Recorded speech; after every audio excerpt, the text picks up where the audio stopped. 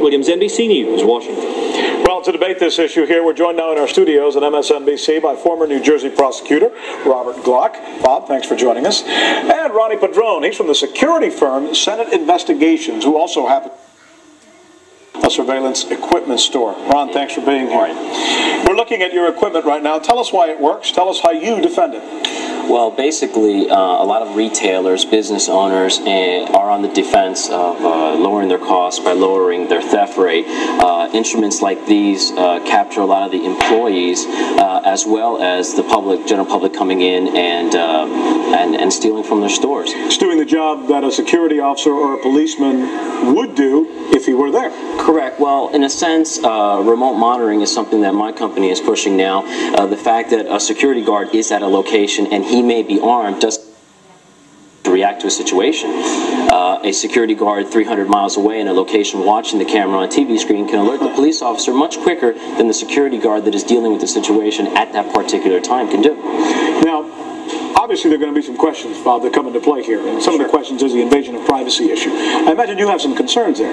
Absolutely. I don't want to leave my expectation of privacy when I leave my house and leave it in the house. I want to be able to go out and do what I want to do and secure that nobody's watching me. I have no objection to using technology to capture the bad guy. The problem is, what price are we paying? If we're paying the price of our personal freedom, such as our right to privacy, then I don't want to see it happen. But here's the problem. We hear all the time how much we need police officers and how much our taxes need to be spent on getting police officers. And it seems no matter how many police officers we hire, it's never enough. Along comes a tool that allows us to do the work of a police officer without it costing us any money, without us having to have so many police officers. Maybe we can use that money in another area. Pretty hard to argue against it, isn't it, Bob? Yeah, but well, it is. But at what price? I mean, and that's really, you have to balance these rights. That's what our system, our whole Constitution is based upon, the balancing of rights. When you're using that system to capture more bad guys, let's say, and you're successful at that, you have to look at what price you're paying. All right, let's talk specifics then. What price is too big a price? What specifically might this camera be used for that you think would be an invasion of privacy? I'll give you a scenario. You're shooting people at the Super Bowl who are just watching the game with a wide camera, but in case they want to see if one particular suspect is involved in something. Is that too big a price? Well, outdoor event. I think it is too big a price to pay. I think it's too big a price for me to go in, not knowing that I'm going to be recorded somewhere, and not knowing what that's going to be used for. So you're saying without consent, it's just no good. You just don't believe it should be done. Exactly. And if it's too pervasive, if everything is video, then you really don't have an opportunity or a choice. So consent really doesn't come into play there. In other words, if everything is videotaped, I don't really have a choice. I have to go out and conduct my life, and if I'm going to be videotaped when I'm doing it, I don't really have a choice to not to do it. You know, the reason we're doing this isn't just because private industry is using this, has been using it for quite some time. Our peg today is now involved in that.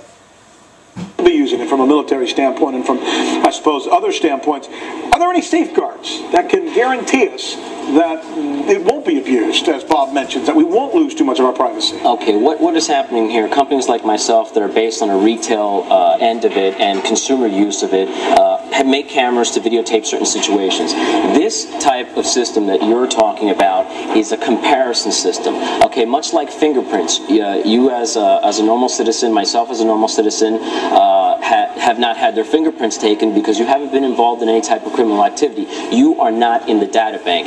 You aren't being apples to apples. You're being compared apples to oranges. And if this cam is automatically panning, hunting down people that are in the system. So you're saying the only people who are going to be targeted are people who've already done bad things? Well, if the camera... Suspects, sort of. Exactly. If the camera is designed to do such a system, you shouldn't have to worry about it. As a matter of fact, some people that might be going to a sporting event are hoping that they get on camera so that some of their family members can see them on television. Let's throw that back to you. That's the key. It's their choice. Those people are hoping to get on TV. Maybe they'll get an opportunity. But there are those people that don't want to be on TV, that don't want to be recorded, that don't want to have their image recorded. for use, and you don't know what at this point. That's why we're at a critical stage. But how about Ron's argument? Let's be specific there. He's saying, look, if you're not a suspect, if you're not a criminal, if you have nothing in your past, you're going to be overlooked. The camera's going to go right by you and go to the next guy. So why should it matter to you? That's not the piece of technology we're worried about. I agree with that. And earlier on today, we talked about that. The image that is recorded is really not saved unless it is a match. It's a bad guy. Okay, that's not the technology we're worried about. We're worried about it moving beyond that. We're worried about the surveillance cameras in the streets. So we need to be careful with